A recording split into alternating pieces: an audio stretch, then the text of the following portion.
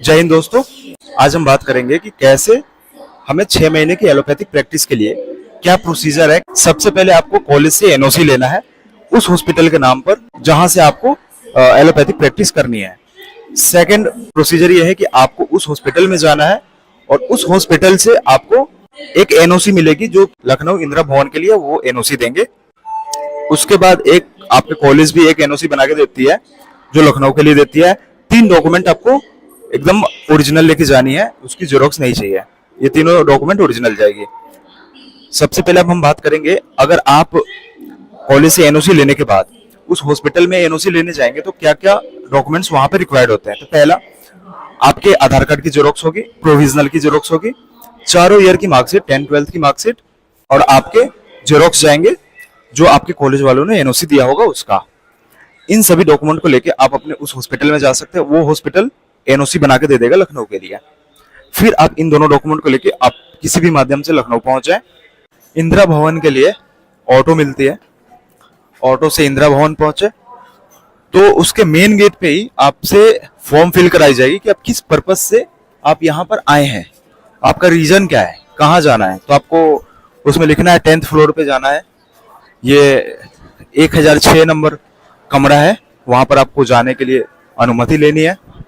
फिर वहां पर जो सर बैठे हैं उनसे आपको डॉक्यूमेंट देनी है। वो सबसे पहले आपको एक फॉर्म देंगे फिल करने के लिए। उस फॉर्म को आपको फिल करना है।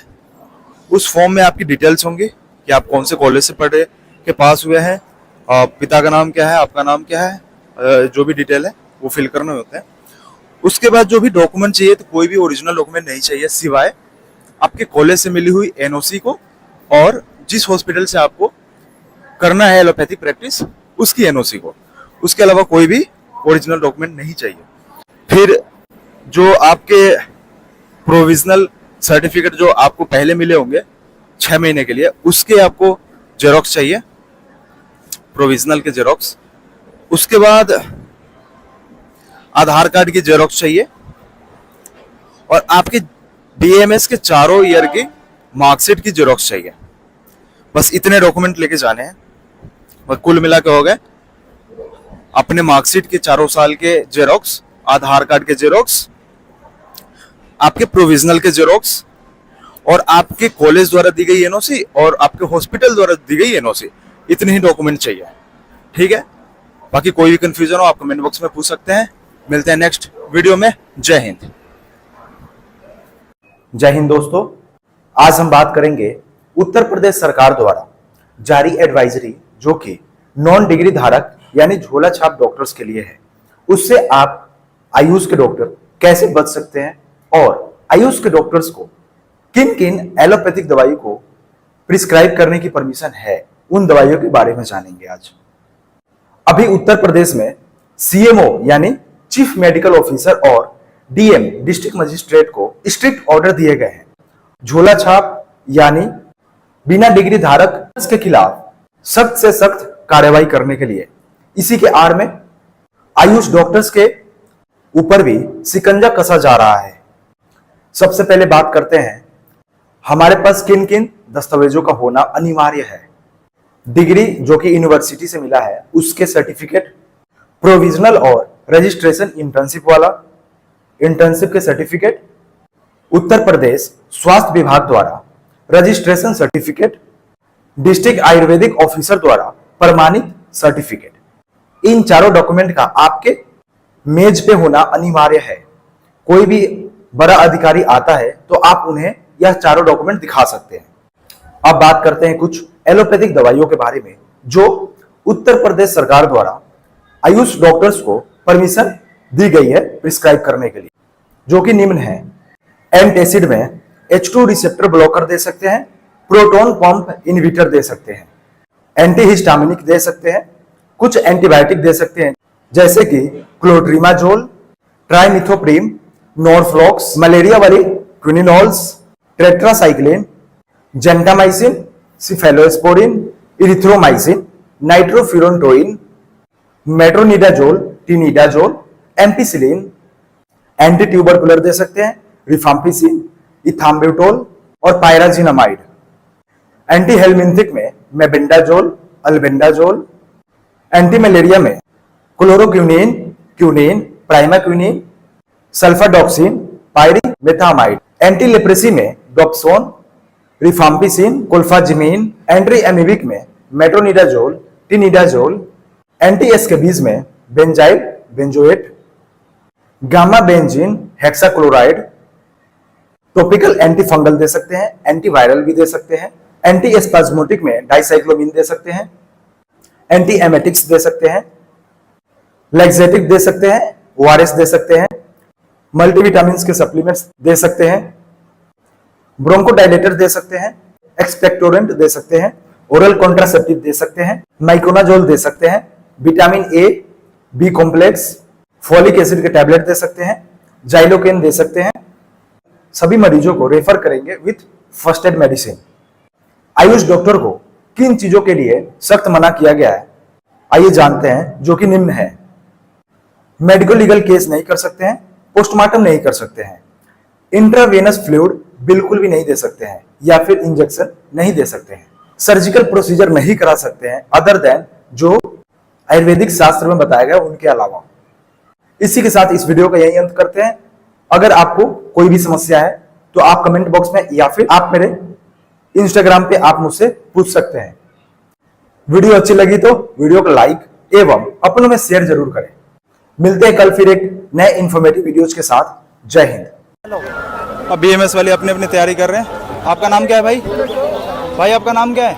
आपका डॉक्टर इमरान। ये रहे बैनर निकाल रहे हैं, निकालो बीएमएस वाले।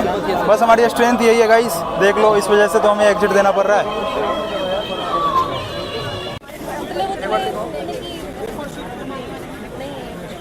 सबका मुर्दाबाद मुर्दाबाद मुर्दाबाद। तुम्हारी नीति नहीं चलेगी, नहीं चलेगी, नहीं चलेगी, तुम्हारी नीति नहीं चलेगी, नहीं चलेगी, नहीं चलेगी, तुम्हारी नीति नहीं चलेगी, नहीं चलेगी, नहीं चलेगी, एनसीएच की तानाशाही नहीं चलेगी, नहीं चलेगी। के अंदर अपने बीएचएमएस कोर्स के अंदर दिया तो वहां पे हमें कोई भी नहीं बताया गया कि आपको जब पास करेंगे तो आपको एक लाइसेंस एग्जाम देना पड़ेगा। ये जो नया नियम है 2020 के अंदर बनाया गया और इसे 2023 के अंदर इसको रेगुलेशन के अंदर पास किया गया। और 2023 के अंदर क्या करती है सरकार, बोलते है कि जो बच्चे अब इंटर्नशिप कर रहे हैं उनको ये न्यू लाइसेंस एग्जाम देना पड़ेगा। लेकिन हम लोगों ने 2021 के अंदर, ये देखिए एनसीएच बोर्ड ने अपने खुद आरटीआई के अंदर लिख के दिया गया है, जिसे हमने आरटीआई के थ्रू अभी लगा के निकाला गया है। उसके अंदर साफ साफ ये कहता है कि सेकंड पॉइंट के अंदर नहीं, राष्ट्रीय निकास परीक्षा उन छात्रों के लिए लागू नहीं होगा जिन्हें 2021 वर्ष से पहले प्रवेश दिया गया है। लेकिन अब ये कह रहे हैं कि आप से उससे कोई फर्क नहीं है। हमने 21 के अंदर कुछ और बोला था और अब हम 23-24 के अंदर कुछ और बोल रहे हैं। रातों रात इन लोगों ने आयुर्वेदा के अंदर भी लिखा हुआ, यहाँ पे देखेंगे सेकंड पैराग्राफ, ये थर्ड पैराग्राफ साफ लिखता है कि 2021 में, मतलब आयुर्वेदा में भी और होम्योपैथी में भी दोनों ने हमें 2021 के अंदर ये बताया कि भाई आप लोगों का पेपर नहीं होगा, आप लोग कोई तैयारी मत कीजिए, आप अपना जो जनरल एग्जाम है उसको दीजिए और उसको पास करने के बाद हमको लाइसेंस दे देंगे। लेकिन अब ये नए रूल से कह रहे हैं कि आपको एक और एग्जाम देना पड़ेगा, 4 साल की पढ़ाई दोबारा पढ़ना पड़ेगा। इंटर्नशिप में होने के बाद हमारे पास इतनी फुर्सत नहीं होती है कि हम लोग अपनी ड्यूटी भी करें और हम लोग अपनी एग्जाम की तैयारी भी करें। तो ये एकदम बिल्कुल अन्याय है, आयुष छात्रों के साथ बिल्कुल हो रहा अन्याय है। इसके खिलाफ आयुष छात्र अपनी बातों को आयुष मंत्रालय के अंदर रखेगा और उम्मीद करते हैं कि ये चीज को समझी जाएगी। धन्यवाद। जैसे कि हमारे आलोक भाई आयुष मंत्रालय क्या बोलता है? आयुष मंत्रालय का तो रोल भाई, ये कानून पारित कहाँ से होते हैं, ये कानून बनते कहाँ से? कानून तो सदन से बनते ना, आयुष मिनिस्टर बनाते हैं ना। मैं एक सिंपल ये कहना चाहता हूँ, जो आयुष मिनिस्टर साहब बने हैं, क्या उनका भी एग्जिट एग्जाम होता? क्या उनका भी नेक्स्ट एग्जाम होता? उनको आयुष मिनिस्टर बनाने से पहले उनका नेक्स्ट एग्जाम होता कि आप आयुष मिनिस्टर बनने के काबिल है या नहीं है? तो हम लोग तो यहाँ से पढ़ के आ रहे, इन्हीं का सिलेबस था ना, इन्हीं लोगों का सिलेबस बनाया हुआ बीएमएस का है ना, हमारा तो नहीं है ना। इन्हीं का सिलेबस देकर पास हुए ना हम लोग, तो फिर हम पे शक किस बात का शक हम पे? क्या कहना है आप लोग इस मांग को लेकर? बस हम लोगों की यही बात है, हम लोगों की यही मांग है कि न्यू रूल अभी किसी ने नहीं, स्टूडेंट का तो कोई सुनने का ही नहीं। यहाँ पे क्या होता है, मैं आपको मीडिया को भी बता रहा हूँ, अभी एक सोनाक्षी सिन्हा की शादी हो रही है, सारी मीडिया सोनाक्षी सिन्हा पे अरे जो देश का भविष्य है, स्टूडेंट, मेडिकल, अभी जब कोरोना हुआ था ना, कोरोना में क्या सोनाक्षी सिन्हा काम आई थी, क्या सलमान खान काम आया था, क्या शाहरुख खान काम आया था, ये आयुष स्टूडेंट काम आए थे।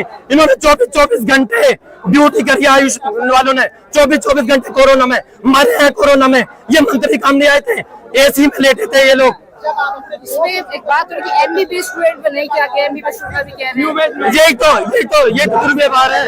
अगर आपको एग्जाम लेना है तो आप एमबीबीएस वालों का भी लो ना, आप डी फार्मा वालों को भी लो ना। देना नहीं, हम डॉक्टर है, हम सर्व करने आते हैं, हमें पॉलिटिक्स से मतलब नहीं है। हेल्थ के साथ हम नींव है भारत की, ठीक है। हमारे साथ अगर दुर्व्यवहार नहीं करना है, ये कि दोगलापन नहीं करना है। एमबीबीएस में आप 2000 जीवन के 10 साल लगा के पॉलिटिक्स कर 10 साल पढ़ाई में लगा के पॉलिटिक्स करने के लिए नहीं आया यहाँ कोई स्टूडेंट। अगर आपको पॉलिटिक्स बॉडी बोलेगी कि मैं और डॉक्टर की आबादी बढ़े, आप डॉक्टर पे फिल्टर कैप लगा के कभी भी एक अच्छे भारत की संरचना नहीं कर सकते। आपको लगता है कि ऐसे प्रोटेस्ट में आपको यूज किया जाता है पॉलिटिकल बॉडी द्वारा इन अ सेंस? अब ये तो वेरी फर्स्ट प्रोटेस्ट है, ऐसे तो कोई यूज करा नहीं जाता है। आखिर हम अपनी मांग कहाँ रखने जाएंगे? कहीं ना कहीं स्टूडेंट तो आएंगे ना बोलने के लिए। तो आपको किसी पॉलिटिकल बॉडी ने नहीं, हमें किसी अपनी तरफ से आए, किसी पॉलिटिकल पार्टी का ना कोई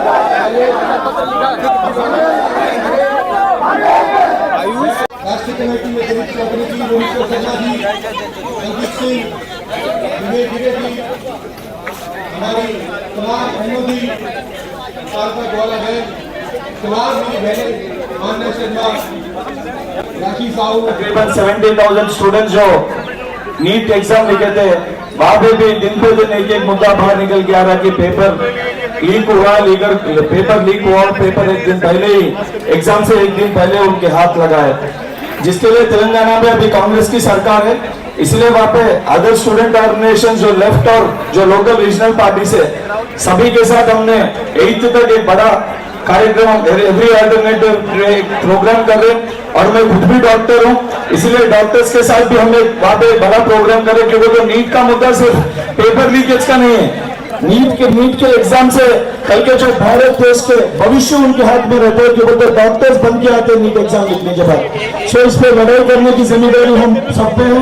और हमारे राष्ट्रीय अध्यक्ष वरुण चौधरी जी और इंचार्ज कमल वर्मा जी के आदेश से जो भी तेलंगाना में प्रोग्राम में वहाँ पर इंचार्जेस हम एक साथ आना के लिए डिमांड करते हैं। आयुष अब प्रदर्शन करने को मजबूर हो गए हैं। क्या मामला है कि उन लोगों की सरकार के खिलाफ प्रदर्शन कर रहे हैं, ये सब आज केंद्र सरकार में क्या इनकी समस्याएं हैं, इसको लेकर ये प्रदर्शन कर रहे हैं। बातचीत करते हैं। क्या नाम हुआ आपका? आलोक मिश्रा नाम है, मैं स्टूडेंट हूँ। क्यों प्रदर्शन कर रहे हैं आप लोग? क्लासेस एग्जाम आती है, नेक्स्ट एग्जाम जब हम लोग ने 2018 में नीट के थ्रू काउंसलिंग की हुई, तब उसमें हम लोग को इस नेक्स्ट एग्जाम का कहीं भी जिक्र नहीं आया कि आप 5.5 साल आप पढ़ेंगे, फिर रजिस्ट्रेशन कराएंगे, आप प्रैक्टिस करेंगे। लेकिन एकदम से इन्होंने 2020 में लाया कि हम 3 साल के अंदर एक रेगुलेशन लागू करेंगे जिसमें एक नेक्स्ट एग्जाम होगा। तो हम लोगों को ये क्लियर नहीं था कि वो किस बेस से होगा। हम लोगों ने 2021 में RTI वो साफ लिखा है कि 2021 के पहले जिन्होंने एडमिशन ले लिया है उन बैचों पे लागू नहीं होगा।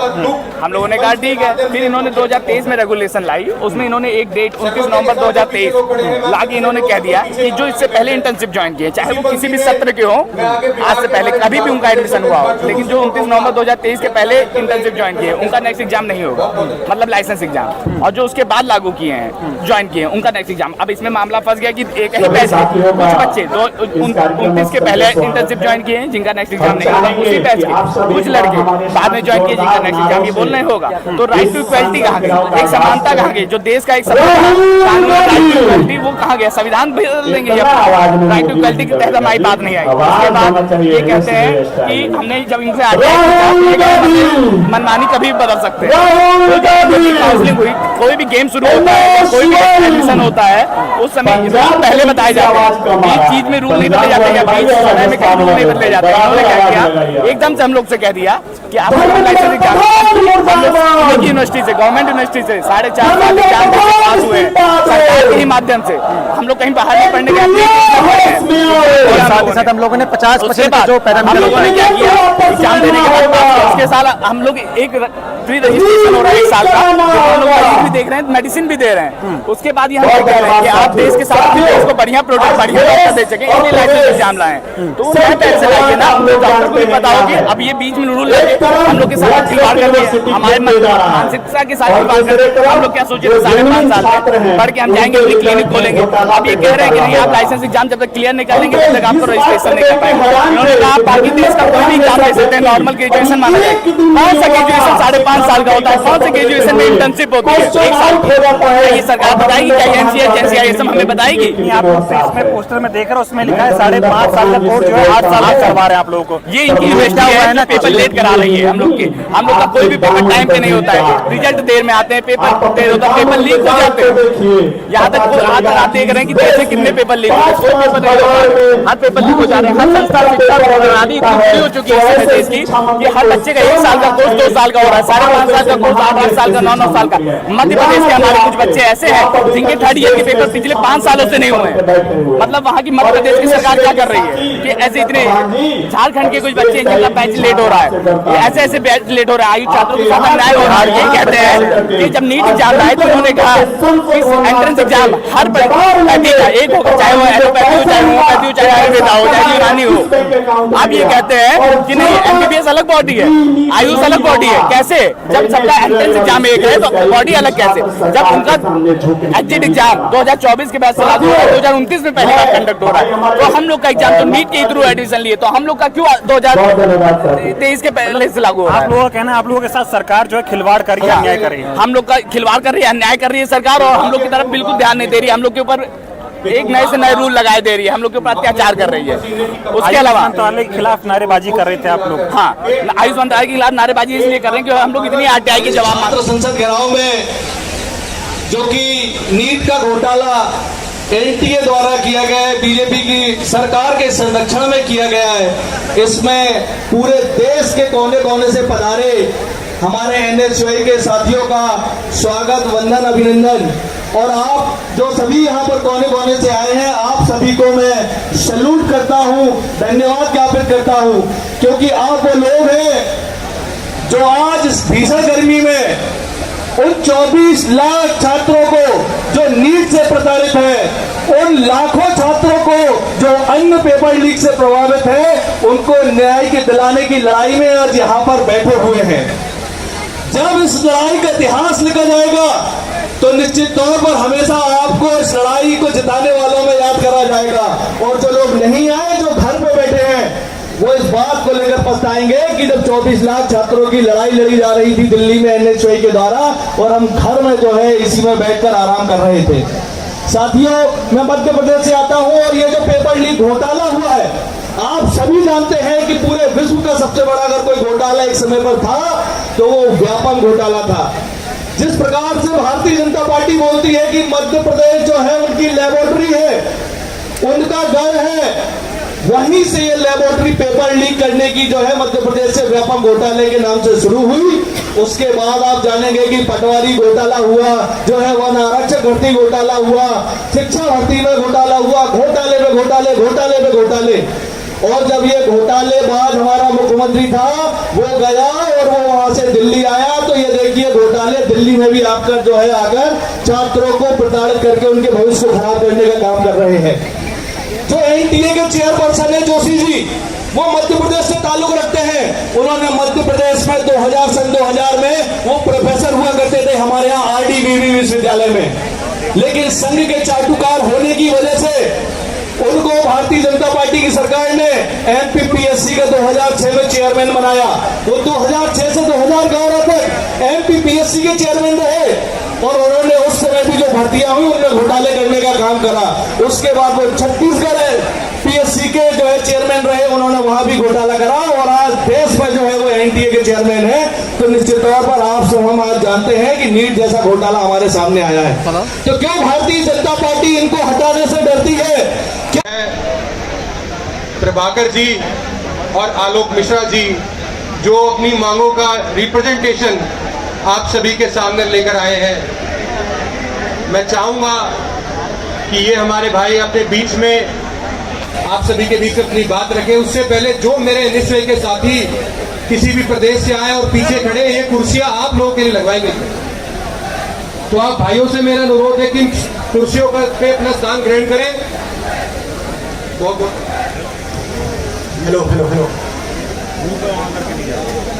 जी नमस्कार, मैं Prabhakar Yadav Nehru homeopathic medical college से यहाँ पर आया हूँ। मैं एनएसयूआई टीम का बहुत बहुत आभार व्यक्त करता हूँ और सभी जो मीडिया के प्रभारी लोग हैं उन लोगों हमारी आवाज़ को मंत्री जी तक पहुंचाने के लिए आए हैं, उनके सभी को मैं आभार व्यक्त करता हूं। देखिए हम लोग की जो प्रॉब्लम है वो ये है कि 2020 के अंदर एक न्यू एक्ट आता है जिसे ये लोग NCH एक्ट या NCISM एक्ट कहते हैं, ठीक है। इसके अंदर ये लोग हमें ये कहते हैं कि आपको जो आपने अपने 4.5 साल की पढ़ाई करी थी उसके पास करने के बाद एक और एग्जाम देना पड़ेगा जिसे इन्होंने लाइसेंस एग्जाम या फिर एग्जिट एग्जाम का नाम दिया गया है। जब ये देखिए RTI की प्रूफ, हम सभी आयुक्त छात्रों ने RTI की प्रूफ लगाया और RTI के थ्रू सरकार से ये सवाल पूछा कि ये जो एग्जाम है वो आप कब लेंगे। तो इन्होंने ये कहा कि ये जो एग्जाम है ये 2021 के बाद एडमिट किए गए बच्चों के साथ, लेकिन पिछले ही वर्ष 2023 के अंदर ये लोग NCISM और NCH जो होम्योपैथिक और आयुर्वेदिक की एक गवर्निंग बॉडी है वो एक नोटिफिकेशन निकालती है और ये कहती है कि नहीं ये जो RTI थी वो तो हमने गलती से बोल दिया था। मतलब 2021 के अंदर जो बोला गया उत्तराखंड बोर्ड और NCH बोर्ड में वो की कोई वैल्यू नहीं है।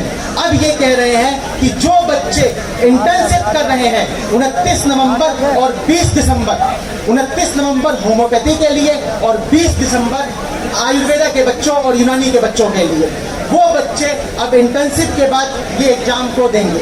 जिस एग्जाम के बारे में हमें कोई भी बताया नहीं गया, इस एग्जाम के अंदर क्या आएगा, ये MCQ क्वेश्चन होंगे या फिर थ्योरी बेस्ड पेपर होंगे, कोई भी नहीं बताया गया है अभी तक। और इनका सिर्फ ये कहना है कि 270 दिन जब अपने आप इंटर्नशिप के पूरे कर लेंगे उसके बाद आपको एक पेपर देना है। साथ ही साथ ये लोग ये कहते हैं कि जो हमने अपने 18 बैच के लिए 18, 19 या 20 बैच या फिर कुछ देश के अंदर ऐसे भी हैं जैसे कि मध्य प्रदेश हो गए, ठीक है, या बिहार हो गए, वहाँ पे गवर्नमेंट इतनी कैपेबल नहीं है कि सही टाइम पे पेपर को करवा सके।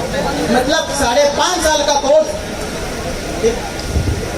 हेलो, मैं ये पहले बताना चाहता हूँ कि जो हम लोग हैं एग्जिट एग्जाम का विरोध कर रहे हैं, ये है पहले तो हम लोग नीट के थ्रू एडमिशन लिए। जैसे आप लोगों के साथ नीट में ही पहले ही घपला हो गया, पेपर लीक हो गया। हम लोगों के साथ उस समय पेपर हो गया था, दिमाग से लीक हुआ हो तो पता नहीं चला, तो उसके बाद हम लोगों ने एडमिशन लिया। उसमें ये था कि आप 4.5 साल पढ़ाई करेंगे, 1 साल इंटर्नशिप करेंगे, फिर आप रजिस्ट्रेशन कराएंगे, डॉक्टर बनेंगे, प्रैक्टिस करेंगे। हम लोग इंटर्नशिप में पहुंचे, तभी एक आ गया 2020 में इन्होंने रेगुलेशन लाई थी कि हम 3 साल में एक नया कानून लाएंगे कि जो भी बच्चे 2021 के पहले एडमिशन ले लिए हैं उन्हें ये एग्जिट एग्जाम नहीं देना होगा। लेकिन 2023 में जब रेगुलेशन आया उन्होंने एक डेट डाल ली 29 नवंबर 2023, और उससे पहले जो इंटर्नशिप ज्वाइन कर लिए वो एग्जिट एग्जाम देंगे, और उसके बाद जो इंटर्नशिप ज्वाइन किए हैं वो एग्जिट एग्जाम देंगे, मतलब उससे पहले जो इंटर्नशिप ज्वाइन किए वो नहीं देंगे। लेकिन एक ही बैच के कुछ बच्चे पहले इंटर्नशिप ज्वाइन किए हैं और कुछ बच्चे बाद में ज्वाइन किए हैं, तो राइट टू इक्वालिटी तो पहले ही हो चुकी है। उसके बाद फिर इन्होंने, हम लोगों ने जब RTI मांगा तो RTI में इन्होंने कहा 2021 के पहले के बैचों पे ये एग्जाम नहीं लागू होगा। और हम लोग जब एडमिशन लिए उस समय कुछ नहीं बताया गया था कि लाइसेंस एग्जाम होगा, लेकिन अब ये लाइसेंस एग्जाम ले रहे हैं। तो हम लोग की बस यही मांग है कि नया जो रूल आया वो नए बैच से लागू हो, ना कि पुराने बैच से। जिस तरह MBBS में हुआ है कि नए बैच से लागू हुआ है, 2024 से लागू हुआ है, 2029 में कंडक्ट होगा। हम अपने ही देश की यूनिवर्सिटी से पढ़े, ना कि बाहर की यूनिवर्सिटी से पढ़ के आए। तो हमारा एग्जिट एग्जाम क्यों, लाइसेंस एग्जाम क्यों? हम इसी देश के छात्र हैं, इसी देश की शिक्षा प्रणाली से आए हुए हैं, तो हमारा एग्जिट एग्जाम वापस ले, जो नया कानून आए नए बैच से लागू हो। बस यही हमारी आयु छात्रों की मांग है, इसीलिए हम लोग सरकार के विरोध में यहाँ प्रदर्शन कर रहे हैं। जय हिंद, जय भारत, जय NSUI, जय राहुल गांधी। हेलो, मेरा आप सभी साथियों से निवेदन है, आने वाले समय में, अभी तो हमने एक प्रदर्शन करा है जंतर मंतर पर, आने वाले समय में धर्मेंद्र प्रधान जी का जो उड़ीसा में घर है, अखिलेश यादव है इधर उड़ीसा से।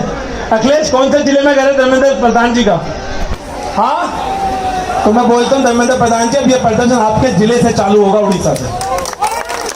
इसके बाद हम उड़ीसा जाएंगे, और मैं पता नहीं है किस तरीके से धर्मेंद्र प्रधान जी के परिवार वालों को भी, कि जिस तरीके से एमबीबीएस के छात्रों का सपना तोड़ा है, जिस तरीके से आपने बाजार में पेपर बेचा है, अभी तक आपने एनटीए को बैन नहीं करा। हमारी खुले तौर पर मांग है, इमीडिएटली एनटीए को बैन करें, नीट का पेपर दोबारा कराएं। और ये जो डिग्री है, एक बार साइड हो जाएंगे अनुश्री, मैं बताऊं एक बार, मैं देख लेता हूँ धर्मेंद्र प्रधान से मिलते तो नहीं, हमने पोस्टर जरूर लगा हुआ है, देखिए आप इतना सुंदर पोस्टर है, एक बार सामने होंगे छात्र, ये डिग्री पे हमें गर्व होता था।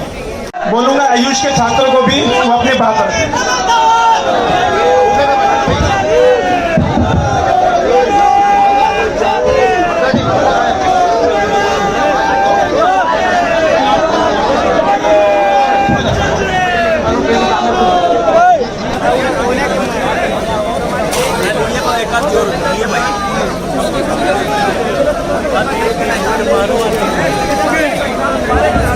निशान स्टेज के पास आओ। निशान, निशान,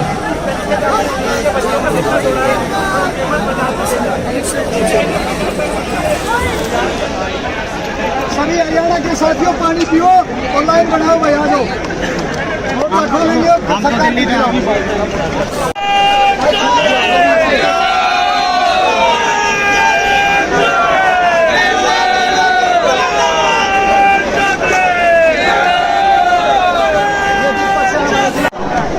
हम पीसफुली बैरिकेड को क्रॉस करके फिर राइट हैंड साइड की तरफ जाएंगे।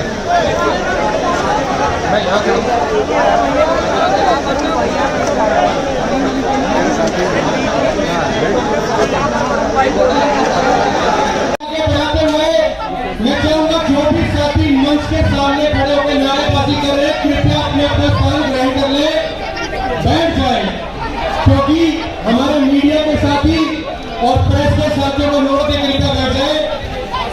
वरुण चौधरी जी के सामने की जगह खाली कर दें। यही तो बात है। 1.5 लाख दोस्तों, हम लोग आ रहे हैं, पहुंचने वाले हैं, अभी मेट्रो स्टेशन जा रहे हैं, वहां से फिर आयुष भवन आएंगे, अभी NCISM ऑफिस में जाएंगे, ज़्यादा दूर नहीं है, अब यहाँ से मेट्रो स्टेशन लेके और पहुँचते हैं। चलिए दिखाते हैं वहाँ पे कितने लोग आए हैं और आज का क्या फैसला आता है, हमारे पक्ष में आता है या नहीं आता है, और हमें अगला कदम क्या उठाना है। ठीक है, बने रहिए वीडियो में, जैसा भी होगा पूरा अपडेट आपको मिलेगी। गाइस बहुत लेट हो चुके हैं हम, बट फिर भी देखो फाइनली अभी ट्रेन आ चुकी है और अब हम निकलेंगे यहाँ से और पहुँच रहे हैं। बहुत जल्दी बारिश हो रही है, बारिश बहुत तेज हो रही है, बहुत तेज़ बारिश हो रही है, बट ठीक है आ रहे हैं आप लोग भी आइए, सभी लोग आइए।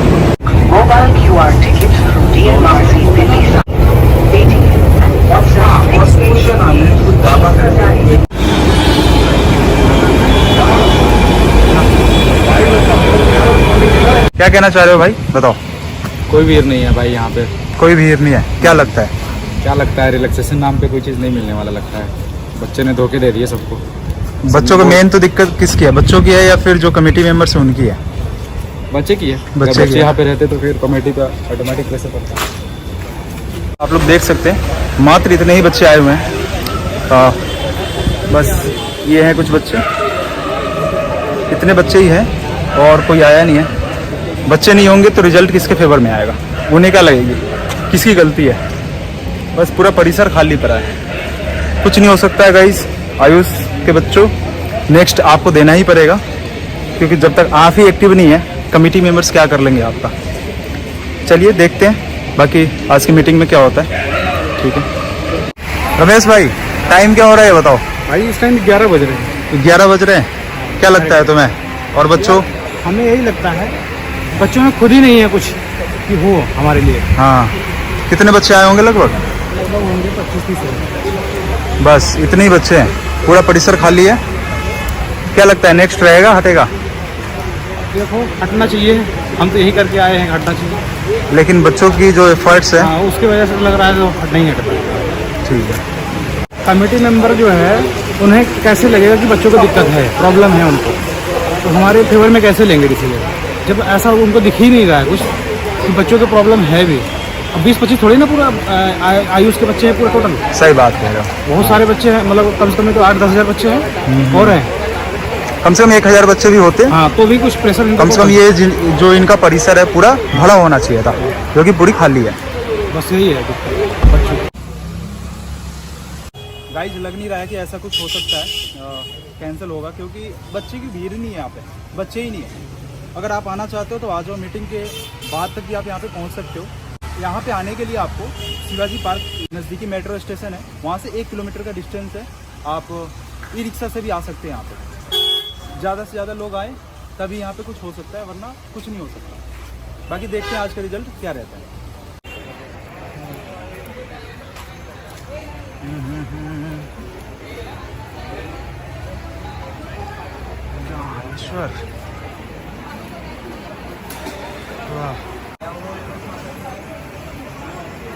ज्ञानेश्वर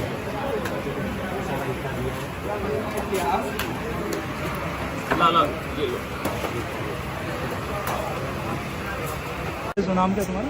ज्ञानेश्वर शिंदे फ्रॉम महाराष्ट्र, LKR आयुर्वेद गडिंग कोल्हापुर। आयुर्वेद।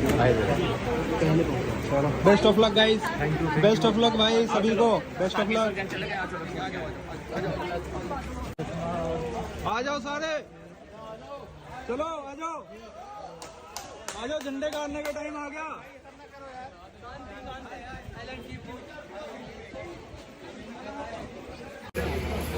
लियो जो है national commission CCISM office, Indian system of medicine, government of India, यह है बिल्डिंग।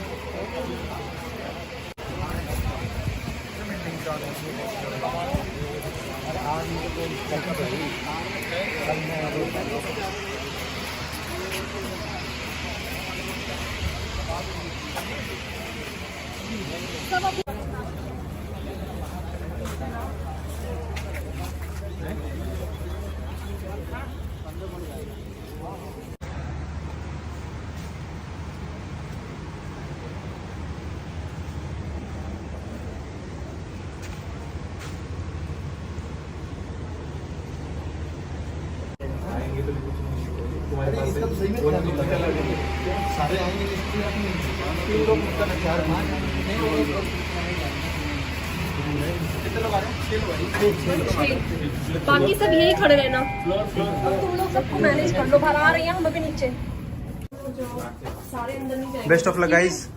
ये लो फाइल ले लो।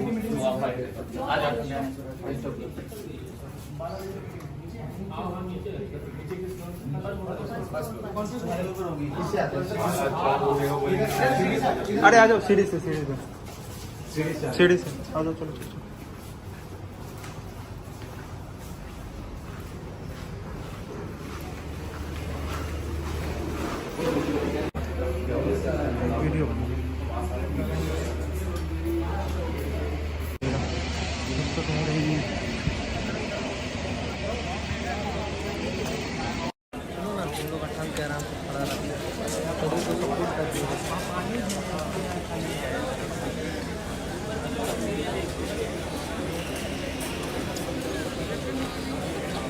हमारे 2 में बाकी 11 2 लोग वैसे ही हैं।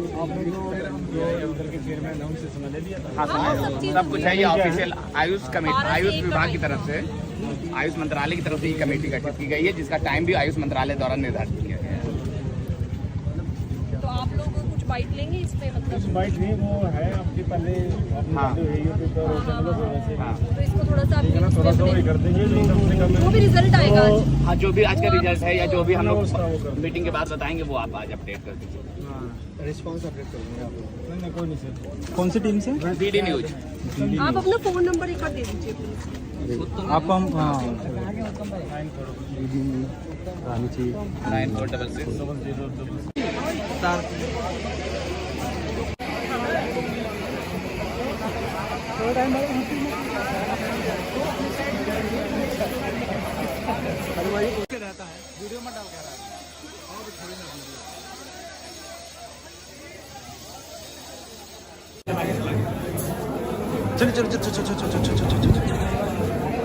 जैसा कि दोस्तों कमेटी मेंबर्स की मीटिंग खत्म हो चुकी है मीटिंग से आए हुए जो 2 लड़के थे अपने पक्ष के, स्टूडेंट पक्ष को सपोर्ट कर रहे थे, प्रभाकर और वो लोग भी बाहर आ चुके हैं।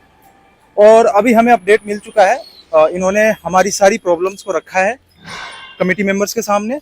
कमेटी मेंबर्स को समझाने की पूरी कोशिश की गई है। कमेटी मेंबर्स एक फाइल तैयार करेंगे जो हमारे फेवर में भी हो सकता है, नहीं भी हो सकता है, बट मोस्टली चांसेस है कि हो सकता है कि फेवर में हमारे आए। दोस्तों, जो हमारे स्टूडेंट्स के रिप्रेजेंटेटिव थे प्रभाकर और सिंधे, और इन्होंने कमेटी के मेंबर्स को जितने भी हमारे प्रॉब्लम्स थे, हम क्यों एग्जिट टेस्ट के विरोध कर रहे हैं, सारे पॉइंट्स को बताया उन्होंने। कमेटी मेंबर्स ने भी इनसे सवाल किया कि नेक्स्ट क्यों जरूरी है। दोनों में काफी देर तक, 1.5-2 घंटे तक मीटिंग चली है। मीटिंग में उन्होंने हमारे सारे पॉइंट्स को नोट डाउन किया है और उन्होंने बहुत ही हद तक आश्वासन दिया है कि ठीक है, हम नेक्स्ट को पोस्टपोन कर सकते हैं, पर उन्होंने अब क्लियर नहीं किया है इस चीज को, पर आश्वासन दिया है कि नेक्स्ट ज्यादा चांसेस है 21 बैच और उसके बाद की बैचों पे लागू होगा, पर उन्होंने अभी इस चीज को क्लियर नहीं किया। तो हमें उम्मीद नहीं छोड़नी है, हमें सब एक साथ रहना है। हम कोशिश करते हैं, सारे आयुष के छात्र कोशिश करते हैं, रिक्वेस्ट करते हैं आयुष मंत्रालय से कि हमारे लिए नेक्स्ट के एग्जाम कैंसिल किया जाए। रूल 2 बार चेंज कर चुके, तो तीसरी बार क्यों नहीं फिर से लगाया? हमारे देश का संविधान कैसे आपको लगाना चाहिए था? जो इन्होंने नोटिस भी भेजा उसमें से क्लियर लिखा था कि 3 साल के अंदर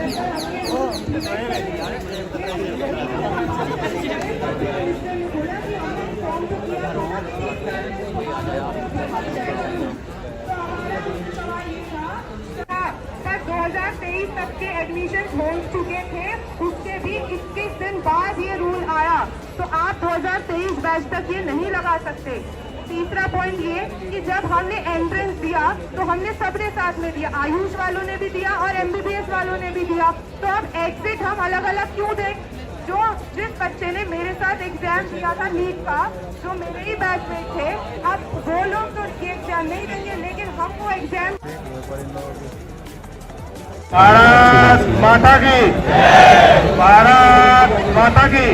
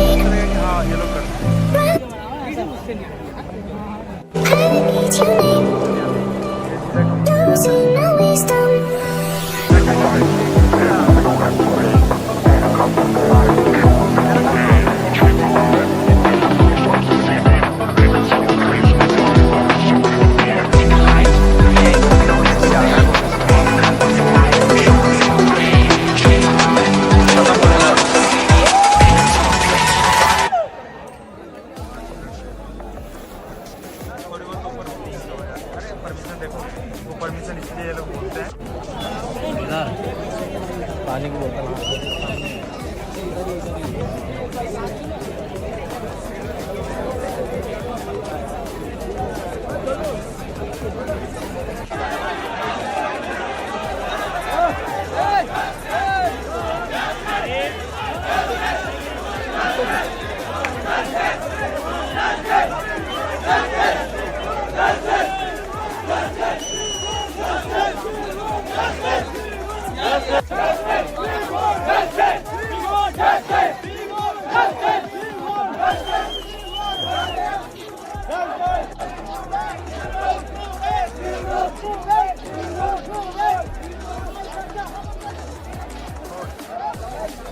तभी है ना,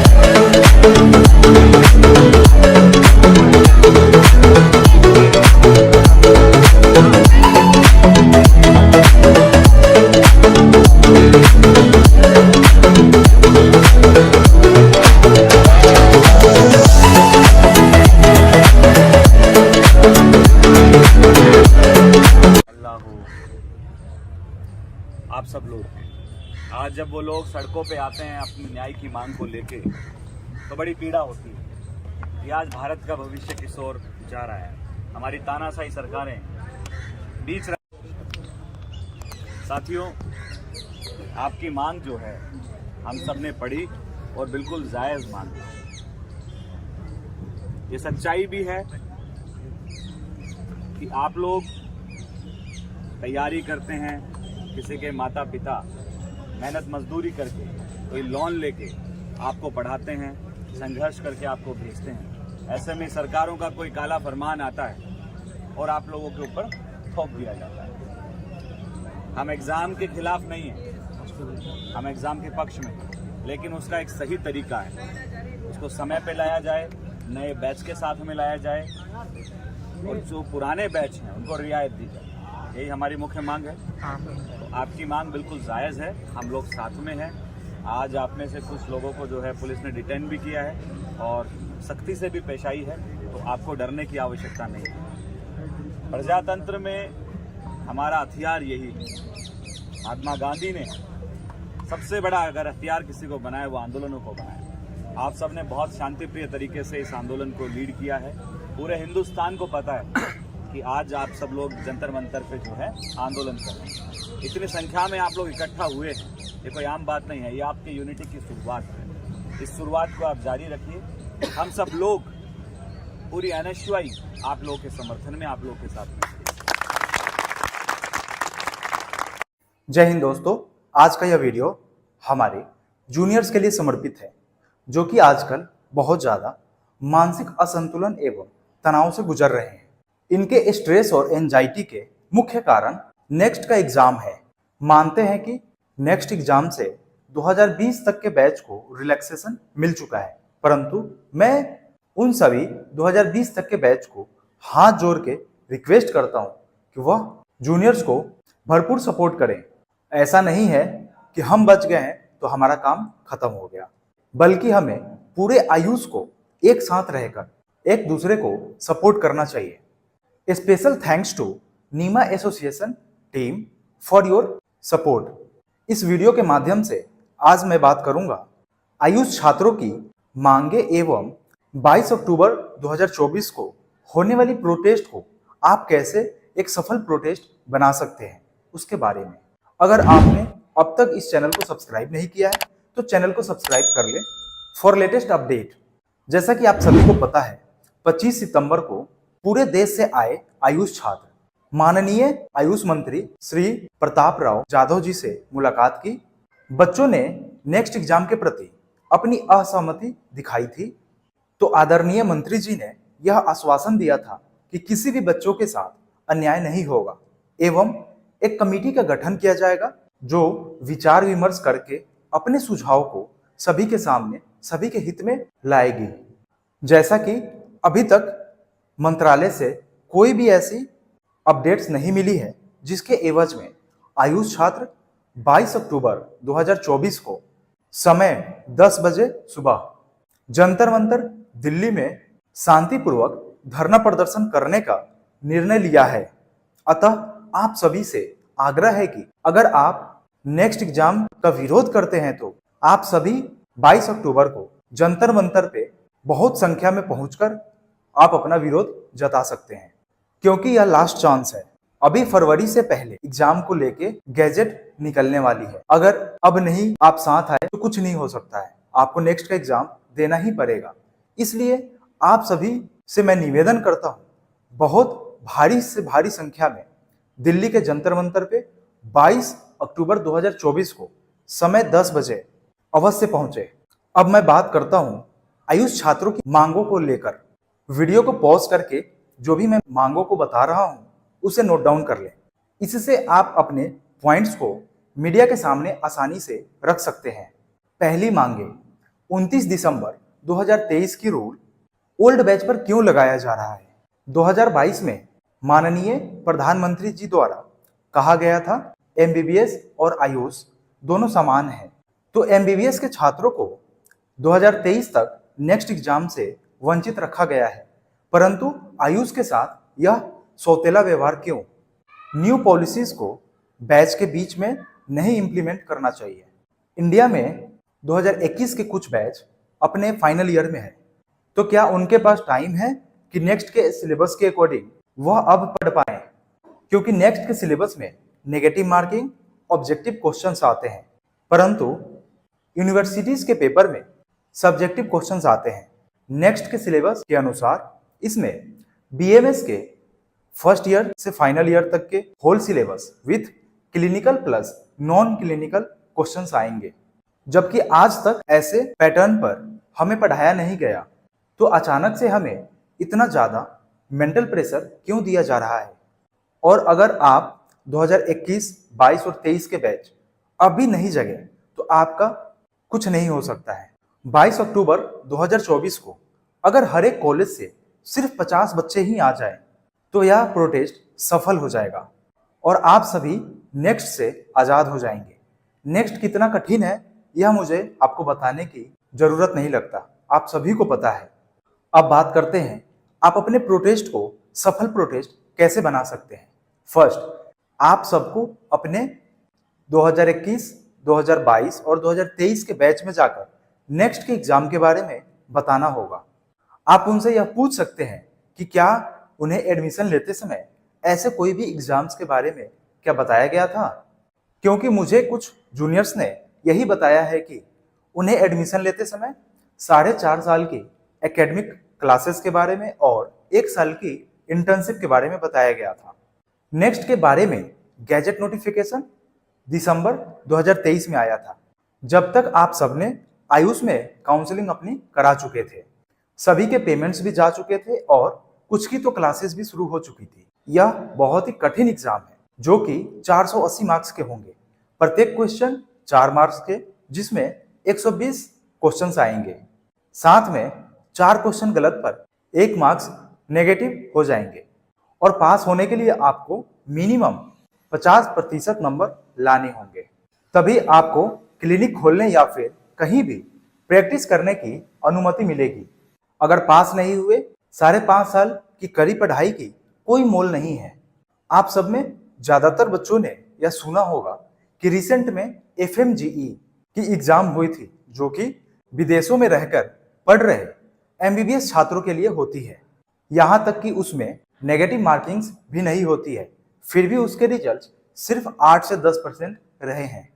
आप इससे ही नेक्स्ट एग्जाम के लेवल का अंदाजा लगा सकते हैं। आयुष में पढ़ने वाले 50% से ज्यादा बच्चे स्कॉलरशिप प्रोग्राम या फिर एजुकेशनल लोन लेके पढ़ रहे हैं, और अगर नेक्स्ट क्लियर करने में 2-3 साल लग गए तो उस लोन का इंटरेस्ट कितना बढ़ जाएगा इस बात को बताने की जरूरत नहीं है। वह अलग बात है कि भारत जैसे महान देश में भी एजुकेशन लोन पर इंटरेस्ट लगाए जाते हैं। और अगर आप चाहते हैं कि आपके बैच से नेक्स्ट एग्जाम लागू ना हो तो सबसे पहले इस वीडियो को आप अपने कॉलेज के ग्रुप में शेयर जरूर करें। जैसा भी आपके सीनियर्स बोले वैसा कीजिए।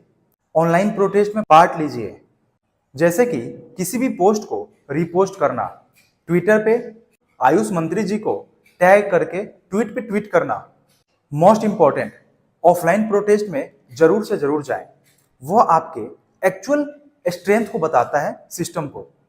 जैसा कि आप सभी को पता है 22 अक्टूबर 2024 को ऑफलाइन प्रोटेस्ट दिल्ली में जंतर मंतर पर रखी गई है, जिसके लिए director commissioner of Delhi police से भी परमिशन मिल चुकी है, जिसकी टाइमिंग सुबह के 10 बजे रखी गई है। आप अपने कॉलेज के फ्रेंड से बात कर सकते हैं, उनसे बोल सकते हैं चलने के लिए। ज्यादा से ज्यादा बच्चे इस प्रोटेस्ट में आए और इस प्रोटेस्ट को सफल बनाइए, तभी आप इससे बच सकते हैं। आप एक दूसरे पर यह मत छोड़िए कि मैं नहीं जाऊंगा तो कोई फर्क नहीं पड़ेगा, मेरा दोस्त तो जा ही रहा है, परंतु इससे बहुत फर्क पड़ेगा। ज्यादातर लोग यही सोच के नहीं आते हैं। दूर की कॉलेज गर्ल्स नहीं आती हैं, जिससे स्ट्रेंथ बहुत ही कम हो जाता है। हर कॉलेज से बस बुक कर लें, दूर वाले अपनी ट्रेन की रिजर्वेशन करा लें और आप अपने प्रोटेस्ट को सफल बनाइए। अगर यह प्रोटेस्ट सफल रहा तो तुरंत कमेटी बन के डिसीजन आपके हित में होगी। अतः आप सभी से निवेदन है कि इस प्रोटेस्ट में शामिल जरूर हों। और अगर आपके कॉलेज से परमिशन नहीं मिलती है जाने के लिए, तो आप उनसे पूछ सकते हैं फालतू के सेमिनार ऑर्गेनाइज कराने की परमिशन कहां से आ जाती है। यह हमारे फ्यूचर की बात है, तो क्यों नहीं मिलनी चाहिए परमिशन। और अगर कॉलेज नहीं मानता है, जो भी कॉलेज की कमी है, जो कि हजारों होती है, आप उसका फोटो या वीडियो मेरे इंस्टाग्राम या फिर व्हाट्सएप पे भेज सकते हैं। मैं आपको यह आश्वासन देता हूं कि मैं उसको secretary of Ayush Rajesh Kotecha sir तक जरूर पहुंचाऊंगा। सोचने वाली बात यह है कि सेमिनार ऑर्गेनाइज कराने वाले एक से बढ़ के एक कंपनी है, एक से बढ़कर एक डॉक्टर है, साथ में एक से बढ़कर एक कंपनी के सीईओ एवं फाउंडर भी हैं। किसी ने भी आज तक आयुष स्टूडेंट का साथ नहीं दिया, सब बस अपने बिजनेस कर रहे हैं। यही सबसे ज्यादा निराशाजनक बात है। इसी के साथ इस वीडियो को यहीं अंत करता हूं। अगर कोई भी क्वेरी है तो आप कमेंट बॉक्स में या फिर मेरे इंस्टाग्राम पे आप मुझसे पूछ सकते हैं। जय हिंद।